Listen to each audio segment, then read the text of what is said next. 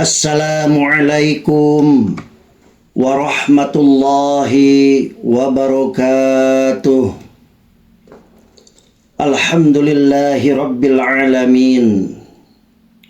Alhamdulillahi hamdan na'imina hamdan syakirin. Hamdan yuafi ni'amahu wa yukafi mazidah. Bismillahi ma sya'allah. La yasukul khaira illallah. Bismillahi ma sya'allah. La yasrifus su'a illallah. Bismillahi ma sya'allah. Ma kana min ni'matin faminallah. Bismillahi ma sya'allah. La hawla wa la quwwata illa billahil aliyyil azim. Asyhadu an la ilaha illallah wahdahu la syarika lah. Wa asyhadu anna Muhammadan abduhu wa rasuluh. Sallallahu alaihi wa ala alihi wa sahbihi wa sallama tasliman katsira. Bismillahirrahmanirrahim. Rabbi shrah li sadri wa yassir li amri. Wahlul 'uqdatam min lisani yafqahu qawli. Saudara-saudara, betapa banyak nikmat Allah Subhanahu wa taala di mana kita apabila menghitungnya tidak akan terhitung. Apabila kita memikirkannya tidak akan terpikirkan. Maka kita sebagai hamba Allah hanya berkewajiban untuk mensyukuri atas nikmat dan karunia yang telah diberikan kepada kita. Dengan harapan selalu kita memohon kepada Allah. Semoga Allah memasukkan kita semua kepada golongan abdan syakura. Amin ya Allah ya Rabbal alamin. Tidak lupa salawat dan salam marilah kita haturkan kepada baginda Nabi besar Muhammad sallallahu alaihi wasallam, kepada keluarganya, sahabatnya, para pengikutnya, dan pengikut dari pengikutnya hatta kita semua sebagai umatnya, semoga mendapatkan syafaatul uzma fi yaumil qiyamah. Saudara-saudara, kaum muslimin wal muslimat rahimakumullah. Sabah adalah sebuah negeri yang semula disebut oleh Allah dengan baldatun thayyibatun wa rabbun ghafur.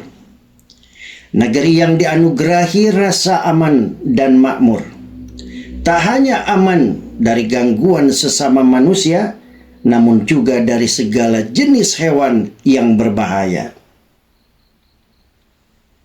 Imam Asy-Syaukani ketika menafsirkan ayat, sesungguhnya bagi kaum Sabah ada tanda kekuasaan Allah di tempat kediaman mereka. Al-Quran surat Sabah ayat 15. Beliau menukil dari Abdurrahman bin Zaid yang berkata, maksud ayat atau tanda bagi penduduk Sabah di tempat tinggal mereka adalah mereka tidak mengenal nyamuk, lalat, kutu, kalajengking, ular maupun hewan-hewan yang membahayakan. Allah Subhanahu wa taala menganugerahkan kepada kaum Sabah 2 kebun yang menghasilkan buah-buahan dengan hasil terbaik. Digambarkan oleh Imam Qatadah sebagaimana dinukil oleh Ibnu Katsir dalam tafsirnya, yaitu 2 buah kebun di sebelah kanan dan sebelah kiri Al-Quran surat Saba ayat 15. Beliau mengatakan, seorang wanita cukup berjalan di bawah pepohonan kebunnya sembari meletakkan keranjang buah di atas kepalanya.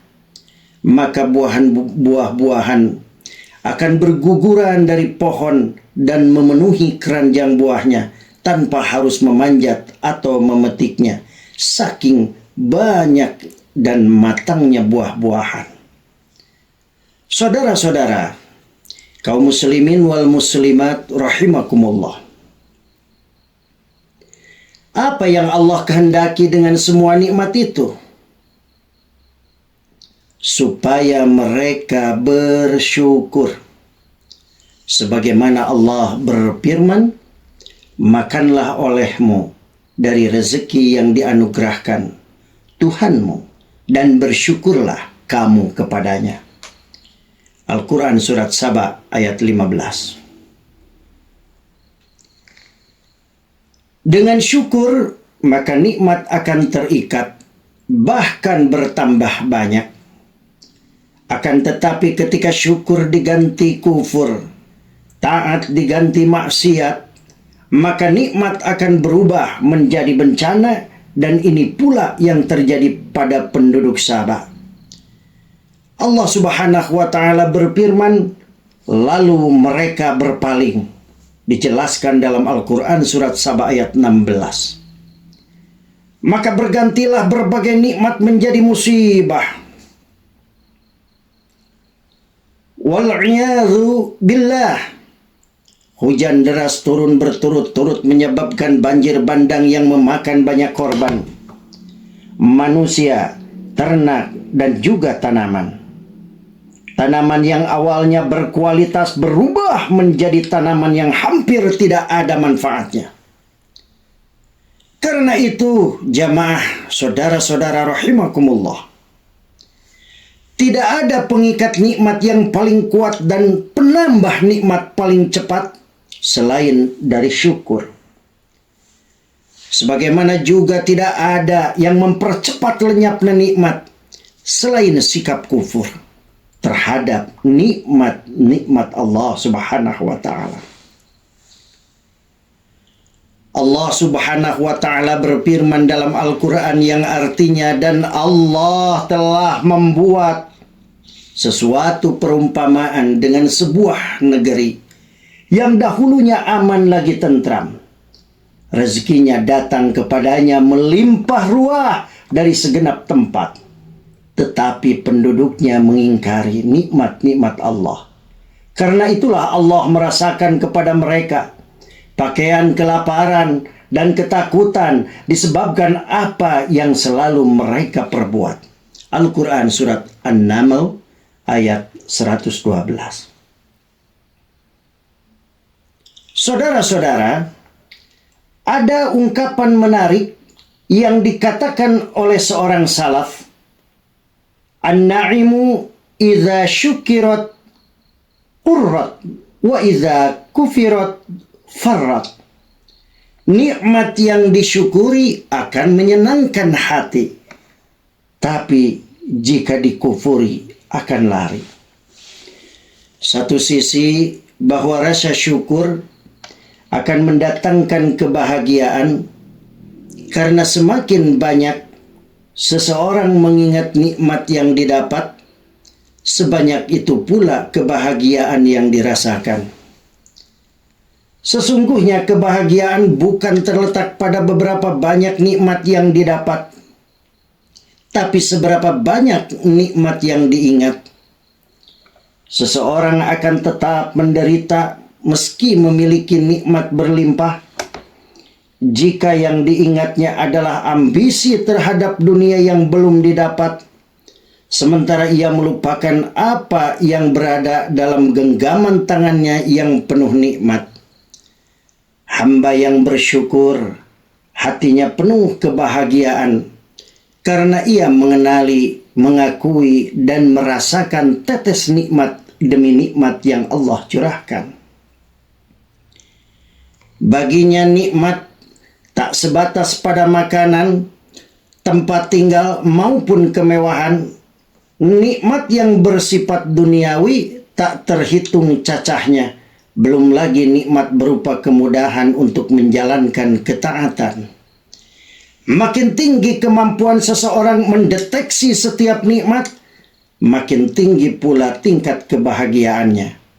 Begitu pula sebaliknya.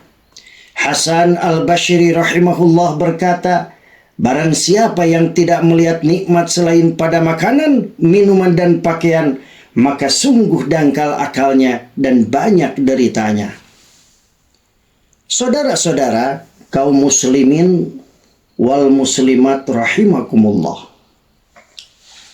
Faedah syukur akan lebih besar lagi ketika di akhirat. Ketika seseorang mengucapkan tahmid sebagai ungkapan syukur kepada Allah, maka ucapan ini akan memperberat timbangan di akhirat. Sebagaimana hadis sallallahu alaihi wasallam.